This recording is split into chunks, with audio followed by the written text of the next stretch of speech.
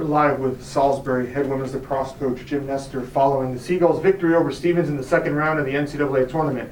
Coach, an opening statement, please. Yeah, I mean, at the end of the day, I was happy with coming out with that victory. It was a hard-fought battle, actually. And, it was a slow first half start for us, partly with their defense, how they played, as well as their goalkeeper played. But we started picking things up, getting to a little more rhythm in that second half, and was able to, kind of take control of the game. Similar to what we saw yesterday, it was Stevens jumped on the board first. Did that kind of add pressure to your side, or was it just, they scored, we move on? It's one of those. They score, we move on. Find out, how they got their goal, of course. But it's a long game. We know that, and we don't want to put any more pressure. And main thing for us is for our offense to get into a rhythm. Defensively, I thought we played really well today. Of the caused turnovers, 24 turnovers in general, we caused 14 of them. So I was very proud of our D, creating really more opportunities for our offense. Our offense needs to do a better job, especially at the beginning of the game.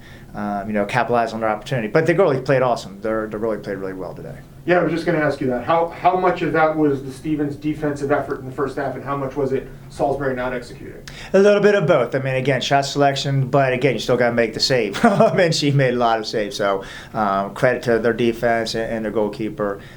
They did a great job there. And for our offense, slowly but surely we were able to find the back of the net. A little bit of separation in the second quarter. A lot of separation in the third quarter. What clicked after halftime?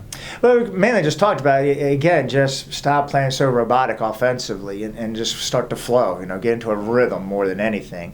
And things will just start to open up as they always do for us. Looking ahead a little bit to next weekend, what are some of the things that the team needs to work on, without getting into too much detail, to kind of be successful next weekend? Well, again, I think our shooting percentage has to be better when you're looking at how many shots we took and how many actually, again, put on goal and as well as missed.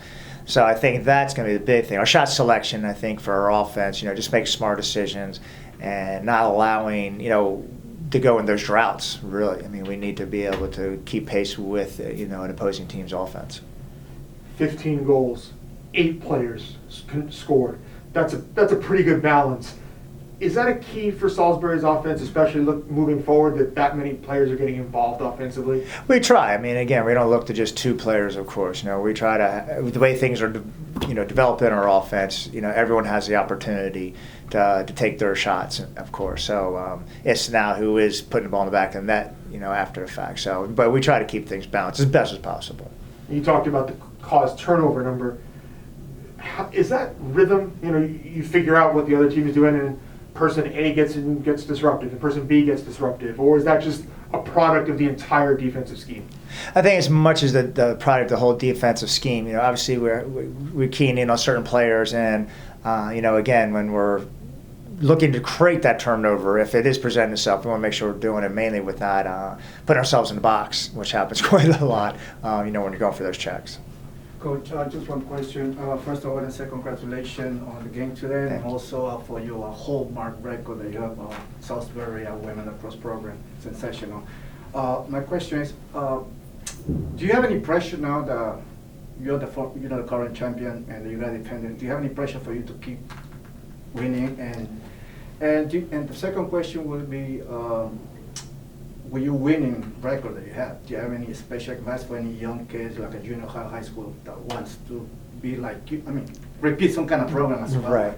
No, I mean, again, with the pressure part, we're trying to, again, alleviate that pressure. And that's what we're always saying. If we're prepared with doing things at practice, game day should be more enjoyable. And I'll talk about the pressure. So, we just talk about how we want to make sure we're executing. And then, again, it all starts at practice and how we prep the team and everything.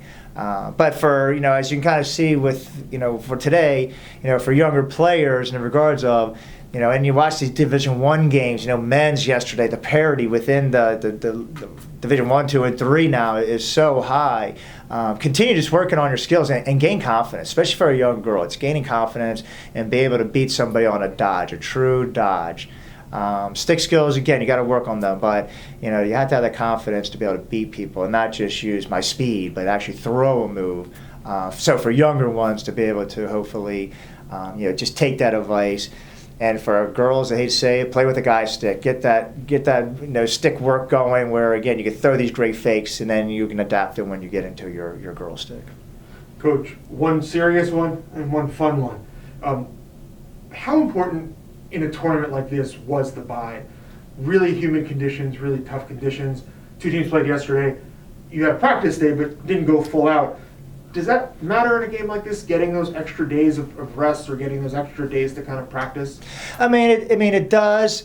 I mean, I think we need to look at that as a committee. I think it is an unfair advantage. I mean, just on the guy's side and the girl's side, but more so. I mean, if that was a really tough, close game, and then they got to turn around and play someone like us that next day. I mean, again, of course, we're going to have the advantage. So I feel we need to really look at that, that playing game, because again, it looks like we had some upsets yesterday at the same time. But it definitely is an advantage. I mean, especially with today's type of heat on top of it all. I mean, and we're fortunate we do go deep on our bench just on a regular basis to hopefully keep us fresh. Sure. And we'll close with a fun one. Something that's kind of become NCAA tradition here at Stevens and Hoboken is we like to close our press conferences talking about food. Where have you eaten? What's been good? What's the plan for today? They got us pizza. They talked about, again, I don't know the names because all my assistants and the parents do such an incredible job with getting us the food. We had some Italian last night that we stayed over in the Hampton Inn, Meadowlands out there. There was an Italian place, I guess, right around the street. And I think that's where they got the pizza and they brought it on over here. So I don't know, but the food was awesome last night. And, our biggest, talk about fun stuff is how do you guys drive around here? That's crazy traffic and crazy tightness on your roads. We're still trying to figure that out now, Coach. Congratulations and good luck next weekend. Thank you.